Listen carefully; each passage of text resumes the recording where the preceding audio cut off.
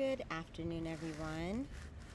This is Maniposa Ma'at for a second time today. I feel compelled to come back on. So I'm celebrating my 25th wedding anniversary of a marriage that I ended. And I'm very thankful. That means I'm celebrating my freedom that I am not married today to that particular person. And so actually today I want to talk about embracing death and how freeing embracing death is, because as we know right now, Americans are going through a real death of an idea of identity, what makes you you. What lifestyle do you require in order to find fulfillment and happiness? In order to deal with what we're dealing with, it requires a death. And I myself have grown very comfortable with death for a number of reasons. I've died many small deaths spiritually. Dealing with initiations, not just ceremonial, I mean real experiences of death. When I was in Ghana, I was basically in between worlds for 3 days when I gave birth to my last child. I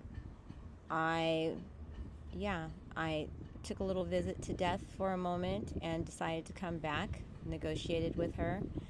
I have died to many realities. I died to the American reality when I was in my 20s and began searching for who I really was and what I really believed in. Moving to Africa was a death itself. We left almost everything. You can only take so much when you travel. So whenever I've moved across continents, I let go. I also had to release my children. After my divorce with my ex-husband, I still thought that we would be able to co-parent very well because I was always supportive of him, and I just expected that when I asked for the separation and divorce, that he would still honor me as a mother. And that was not true. I died to the fact that I was a mother as far as my identity, because I died to the reality that I thought I had a loving family. It was not true. I was surrounded by narcissists who all joined together to attack me and to steal my children legally and illegally. But the government does not favor me for reasons that I guess are probably pretty obvious. I've always had different values than all of the governments, to be quite honest, not just the American government. However, it was a losing battle for me. I didn't have, because I had been a homeschool mom, I didn't have the resources without any support from my family, my birth family, who has money, who also stole my inheritance from me and is living off of parts of it. All of those things required a death for me to find peace. You know, you have to release attachment. And the one, as far as my children, it was years before I could actually not have that as a day-to-day focus in my mind and a grief that I was carrying. That's another story as far as the details of all that, but it's a very long story and very, very traumatic for me, because when I had children, I really had that as my identity. I also, at one point, had it as my identity that I was like a community leader, community activist, these things. And then I realized that the community I was supporting was not supporting me and did not actually live by the values that I live by. So that was a death. And I came to Mexico. I live in a Spanish-speaking environment. I became Mariposa Ma'at. Mariposa means butterfly, and butterflies have to go through a death.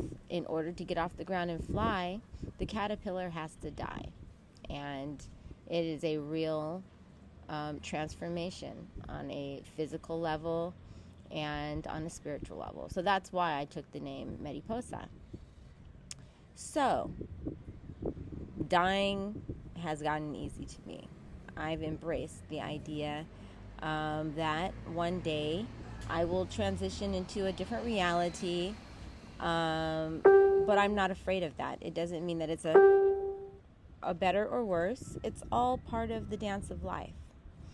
And so that's something that everyone needs to be more comfortable with. Here in Mexico, they celebrate the dead.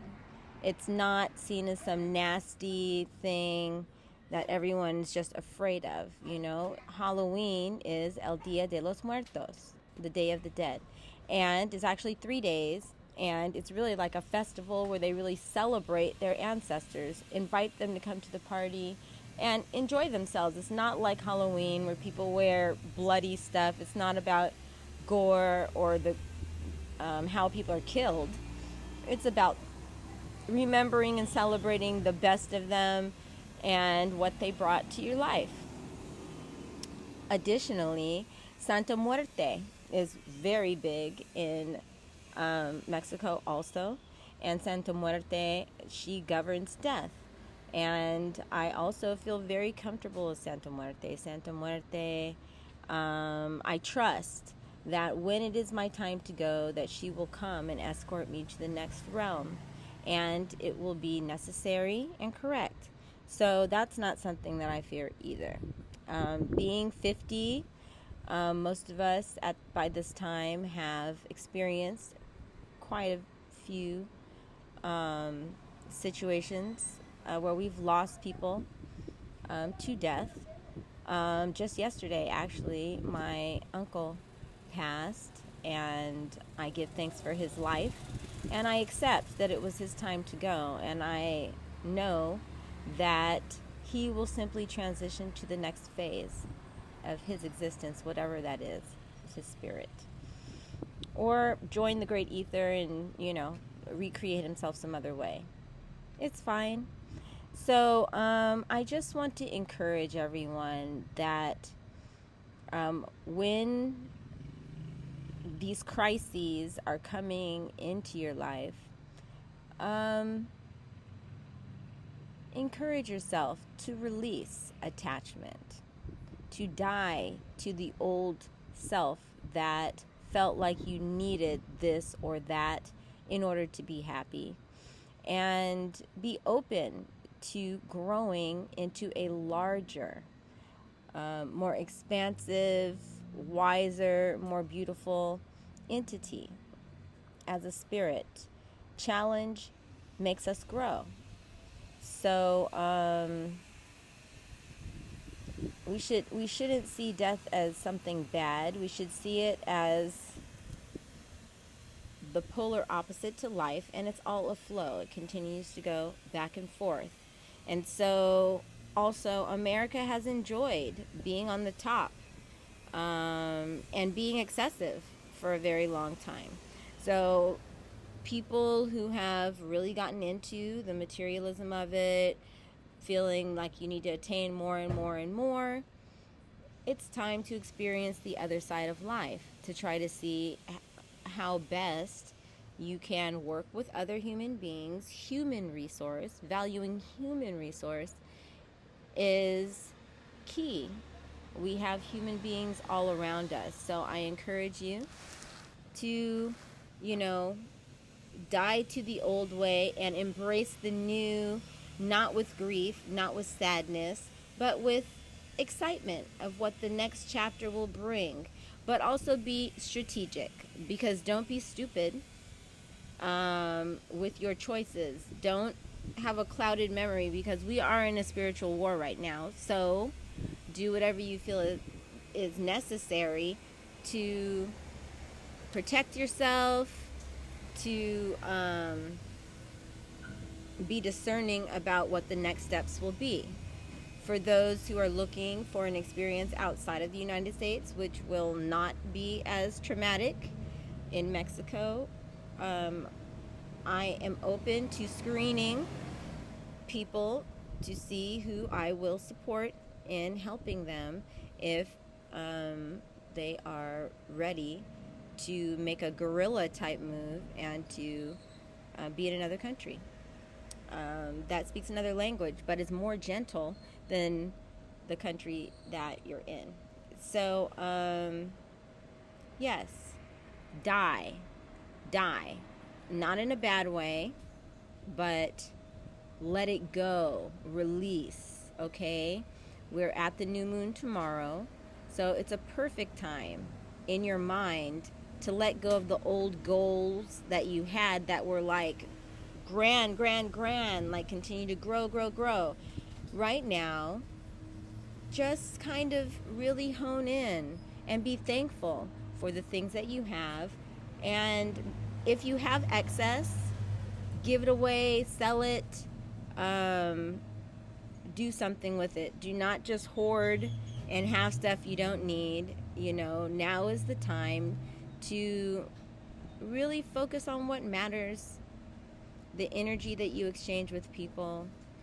See how you can energetically support people in a positive way. And if you can, take money off the table as much as you can. Barter, work with people. It's a great way to be in this trying time. Okay, so that's the word for today. Embrace death. Welcome it as your friend in helping you to let go of what you no longer need, and it will help you to appreciate and celebrate life in how it comes to us, because we're not in control of this thing, right? So we have to go with the flow. All right, that is it. This is Mariposa Maat, transmitting from Mexico and signing out. Peace.